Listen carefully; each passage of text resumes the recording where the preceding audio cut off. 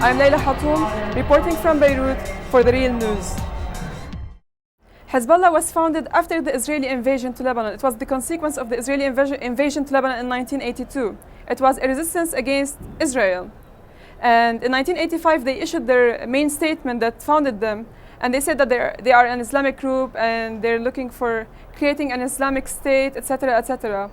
But after that, like in the 5 years following 1985, they found out that Lebanon is formulated of several sects and several religions, and all are minorities. Nobody can rule Lebanon on its own or create like a Christian state or a Muslim state or a Druze state in Lebanon. So they went back to their to their statement. They changed several stuff, and you can see it now through the speeches of Hezbollah Secretary General Sayyid Hassan Nasrallah. He keeps saying that Lebanon cannot be ruled by one sect, and we are not looking for creating an Islamic state in Lebanon. We have to coexist because this is the best thing for Lebanon and for us. We lose if we divide or if we try to impose our thoughts and ideas and religion on others. They say that they are a resistance against any foreign occupation in Lebanon. They fought against the Israelis.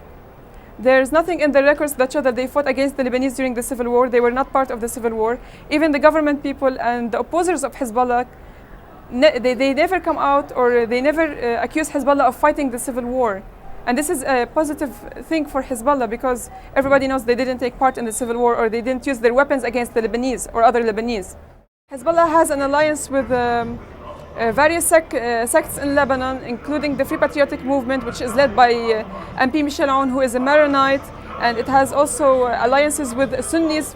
One camp, which is pro-Hezbollah camp, pro-resistance camp, and the pro-national unity camp, includes all sects. And at the same time, the government, you have Prime Minister Sanyura, who follows the Future Movement, which is Sunni, and it has alliances with the Druze that's following MP Walid Jumblat, and it has the Christians following Kornet Shahwan people, and they're all called March 14 forces.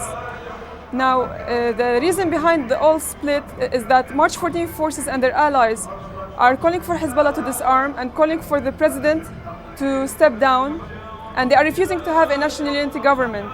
On the other side, Hezbollah and its allies, what we are calling the opposition right now, they are demanding for a national unity cabinet, which represents all the Lebanese, and they are saying that the arms of Hezbollah should not be disarmed now. They should be disarmed through negotiations and discussions between all Lebanese parties and all political parties without any external interference in Lebanon's internal affairs. Part of the Lebanese were calling for a national unity government, the others were opposing them. And over here, like you see, other countries intervening and supporting one side against the other and creating more crack among the Lebanese and more gap.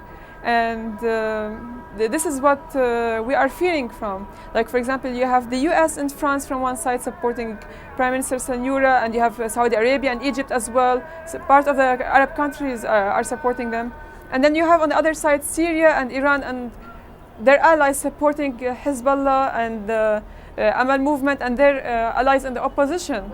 But they're not like supporting us or supporting the Lebanese or supporting everyone over here because they love them. They're supporting them because they need them as a pressure card on the other countries.